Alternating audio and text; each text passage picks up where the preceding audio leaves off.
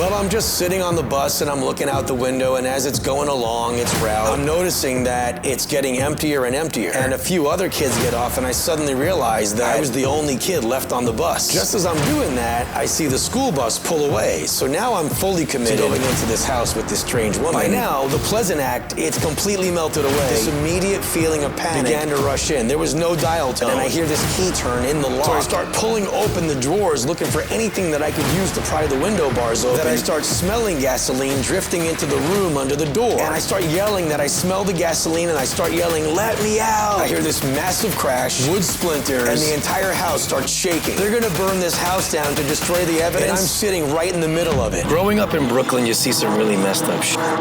These stories have haunted me for over 50 years. Now it's time to tell them. My one rule, I don't name names. These are the Brooklyn Files, the real stories.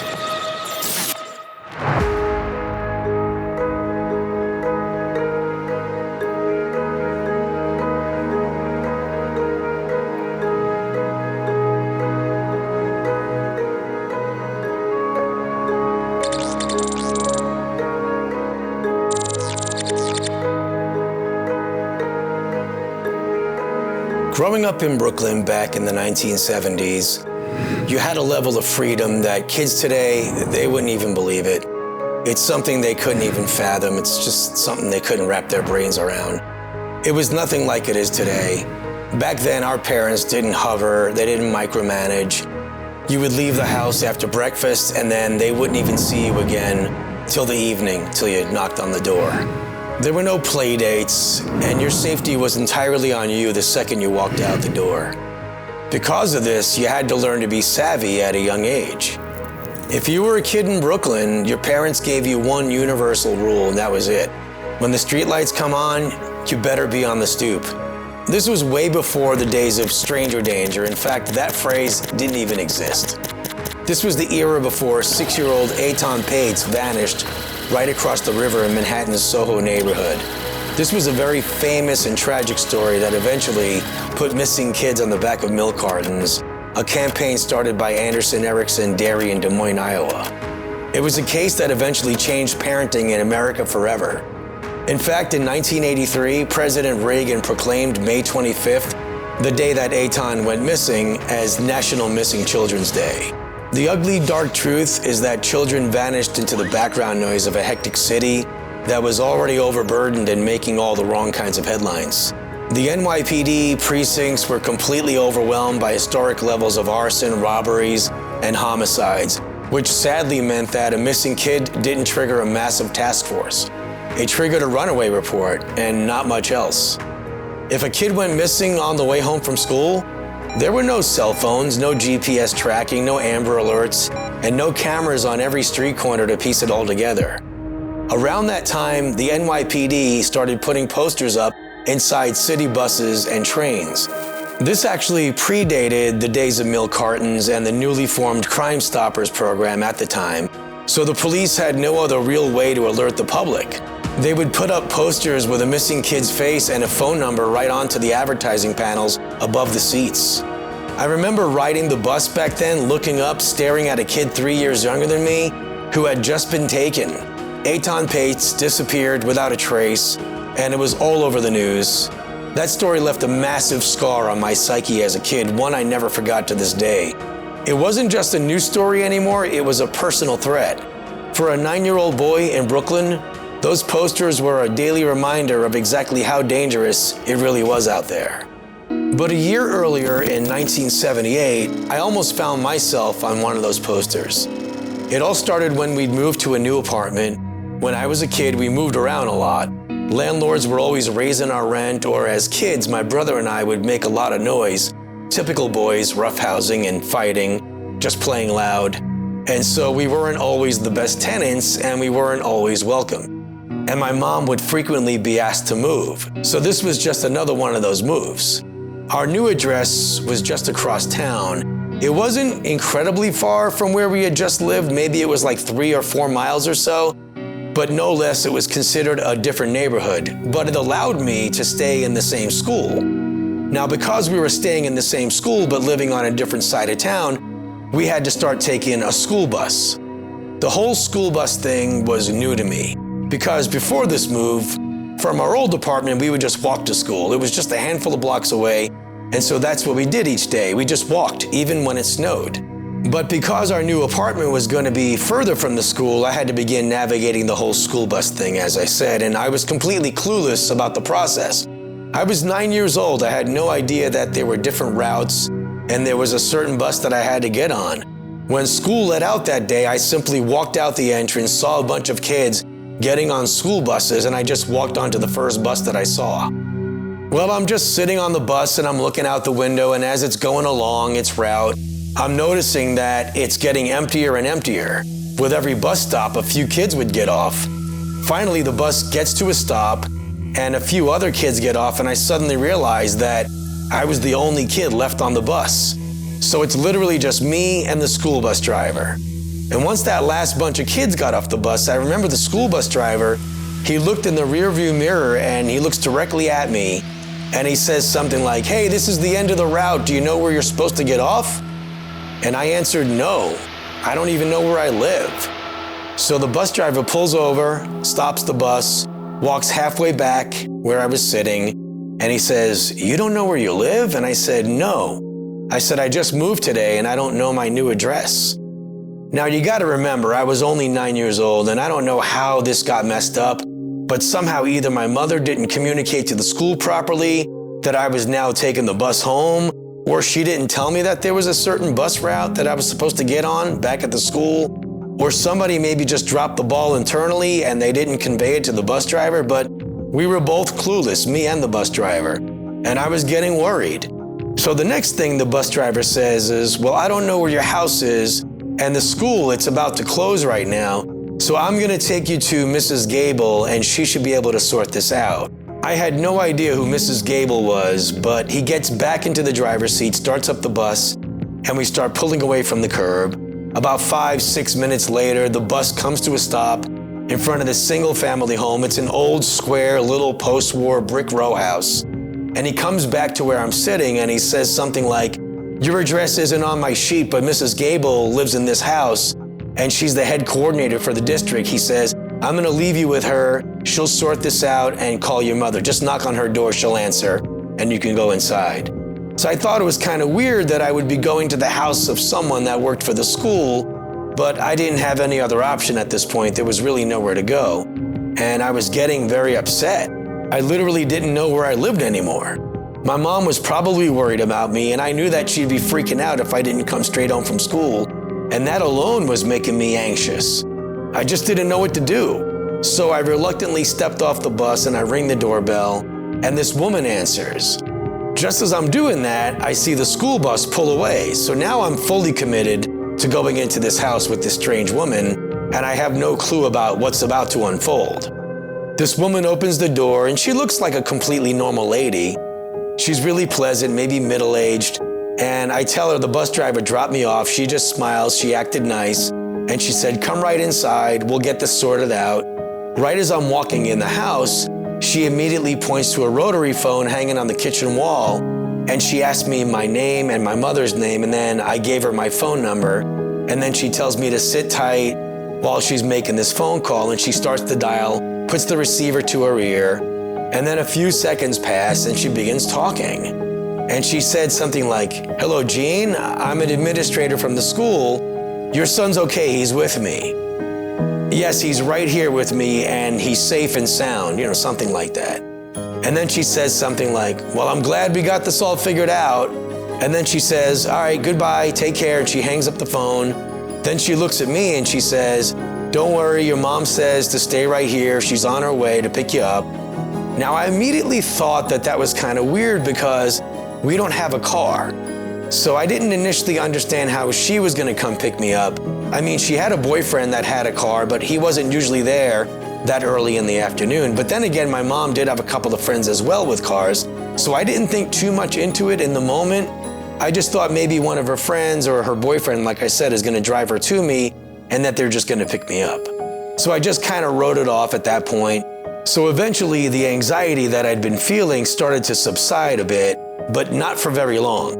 For the next 10 or 15 minutes, I just sat there with a couple of coloring books and some crayons, and she set them out on the table for me and told me that I can just do that for the time being until my mother showed up. One of the first things I noticed was that some of the coloring books had already been filled in, and it looked very obvious that some other kid had colored in this book, at least one kid, if not more. And this woman did seem a little too old to have small kids, so I thought maybe it was her grandkids, but then I also thought that, since she's a school administrator, that maybe that was the reason she had these books. I just kept myself busy coloring while I was waiting for my mother to ring the doorbell and walk through the door. But as the time went on, I started to get concerned again. My mom always prioritized me and my brother and always worried about us. So I thought, why wasn't she here already? If she knew where I was, she would have been there in 5 minutes flat. So at this point, I start thinking that I wanted to hear my mom's voice for myself, just to be sure. I just had this feeling in my stomach. So even though we just moved, I remembered specifically that my mother had said that we're gonna be keeping our old phone number. She also said that the phone company would be coming in the morning when I went to school, so that by the time I got home or when I got out of school, that the phone would be working with the old phone number again. So knowing all this, I walked over to the kitchen wall, lifted the phone receiver to my ear, and that's when my heart completely jumped out of my chest. This immediate feeling of panic began to rush in. There was no dial tone. There wasn't even the faint hum of an active line. The line was completely and utterly dead. The realization then hit me like a physical blow to the stomach. She never dialed the number. She never spoke to my mother. She had just staged an entire performance into an empty piece of plastic. Nobody was on the way. Nobody was coming to get me. I then hear the woman entering the room behind me, and I begin turning around. By now, the pleasant act, it's completely melted away. She has this angry look on her face, and she begins walking straight over to the front door. She beelines there. She locks the deadbolt. Then she turns around, looks at me, and she says, "You aren't going anywhere." She says, "You better start listening to me right now, or you're gonna find yourself in very big trouble."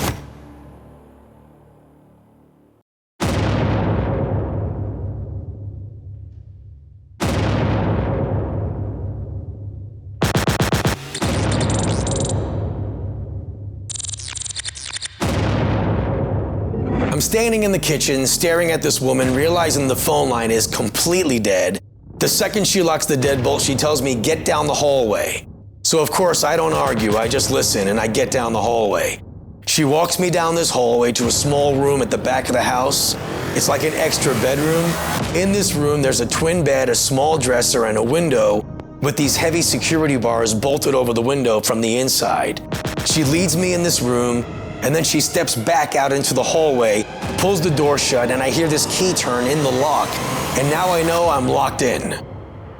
I didn't really have any way of keeping track of the time, but I can tell it was probably at least a couple of hours that go by. From the window in the bedroom, I can see the sun is going down, so by now the room is getting completely dark, and the house is getting really quiet. So I just sit there on the edge of the bed, and I start crying. It's like I was holding it in ever since the whole ordeal started. And I was trying to be strong, but finally, I broke down. I couldn't hold it in any longer. I didn't know what to do.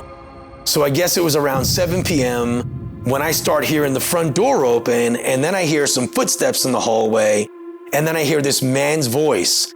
Now I can't make out the words through the door, but he's talking to the woman in a low, calm voice, and I could make out a couple of certain words. I hear gasoline and barrels, or at least I thought that's what I heard.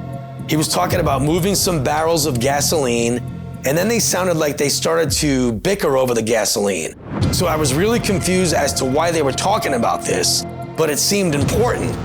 But I was about to find out. It wasn't much longer after this bickering that I start smelling gasoline drifting into the room under the door. It's the distinct, harsh, unmistakable smell that you smell at the gas station, only much stronger. So now I start really freaking out. I run to the door, I start pounding on it with my fists, and I start yelling that I smell the gasoline, and I start yelling, "Let me out!" Nobody answers. They ignore me completely. I back away from the door, and now I'm full on panicking, looking around the dark room for any way out in the room. And as I said, there's this small dresser in the corner. So I start pulling open the drawers, looking for anything that I could use to pry the window bars open or force the door open. So I'm digging through the bottom drawer, and under some clothes, my hand hits a small stack of loose Polaroid photos, like maybe 6 or 7 photos, and I pull them out and I look at them in the dim light coming through the window, and in these photos are kids, like 5 or 6 of them. Boys and girls, all looking around my age. Some are sitting on the porch outside this house, some are in the kitchen, and some are sitting right on the twin bed that I'm standing right next to, and they all look confused and lost. This is right about when everything started to connect in my head. Standing there in the dark holding those photos, smelling the gasoline, I come to realize they're not keeping me here. They're gonna burn this house down to destroy the evidence, and I'm sitting right in the middle of it.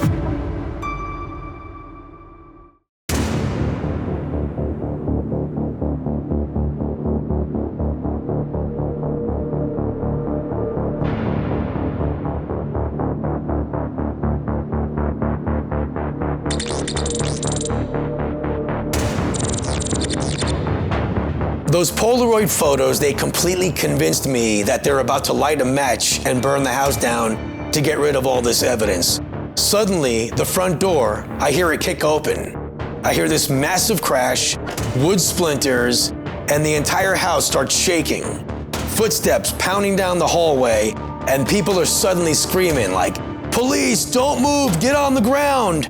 And I hear the man's voice yelling out in confusion, and then the sound of a struggle. Then the woman starts screaming at the top of her lungs, demanding to know what's happening, and obviously trying to resist the police. Then a second later, somebody hits my bedroom door.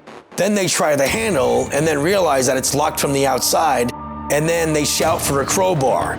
They wedge the tool into the frame, and with one heavy pry, the wood snaps and the door flies open, and then all of a sudden flashlights start hitting me in the face. And this NYPD officer, he steps into the room, he's the first one in, and he sees me on the floor and he yells down the hall that he found a kid, and then he grabs my hand, he lifts me up off the floor, and we walk out of the room together, and I'm shaking.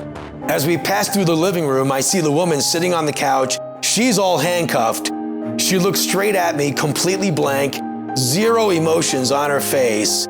The officer then leads me out the broken front door and onto the stoop, and then the street is lined with police cruisers and unmarked cars, all with red and blue lights flashing, and there's neighbors outside and they're all watching the house, and there's this big crowd forming.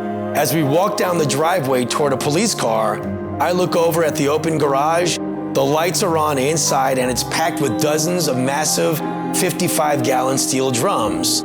So the officers are actively wheeling some of the barrels out onto the concrete while detectives are taking notes and other things, and they're talking. The officer opens the back door of a cruiser, puts me inside so I could just sort of like chill out and relax there. And I look through the glass window, and that's when I see 2 officers leading a man out of the house in handcuffs. He's wearing a city transit uniform. He turns his head, and our eyes lock through the cruiser window. It's the school bus driver. The exact same man who pretended to be worried, who told me he didn't know where I lived, and who claimed he was dropping me off with a school coordinator to help me. He just stands there staring at me with a completely cold, remorseless look before they shove him into the back of a transport van. Seeing him in handcuffs next to her was the exact moment the entire illusion fell apart. It wasn't a mistake. It wasn't an accident. It was a coordinated husband and wife trap. That's what it was. For 8 hours in that dark room, every single breath I took tasted like gasoline. I sat there paralyzed, convinced that they were pouring fuel into the floorboards to burn the evidence of those missing kids and me to ashes. But the truth was far more mundane. They weren't prepping an arson. 1978 was defined by the energy crisis, a time of intense gas rationing, skyrocketing prices and lines around the block at every pump, making fuel as valuable as liquid gold on the black market.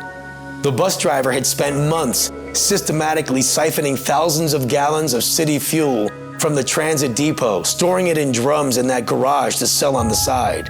He thought he was slick, but his supervisor at the depot had finally connected the dots. Every time the driver worked that specific shift, the fuel logs tanked. The police didn't raid that house to save a missing kid. They didn't even know I was there. They raided it to recover stolen city property.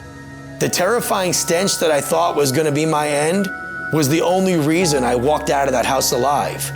The raid didn't just expose a black market fuel ring, It ripped the mask off a calculated husband and wife luring operation. When the detectives finally tore that house apart, they found the tragic remnants of 3 other neighborhood kids who hadn't been as lucky as me. Kids who had vanished into thin air over the previous 3 years. As the pieces came together, the cold reality of their trap became clear.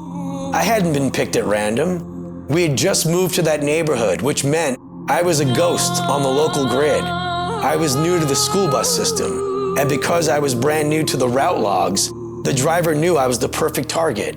If anyone asked questions, he had a built-in foolproof alibi ready to go. A simple, honest mistake by an overworked city employee who just couldn't find a new kid's unlogged address. They weaponized a hectic fresh start against a 9-year-old boy, knowing that by the time my mother finally raised hell and the cops started tracing my whereabouts, I would be long gone and on one of those overhead posters.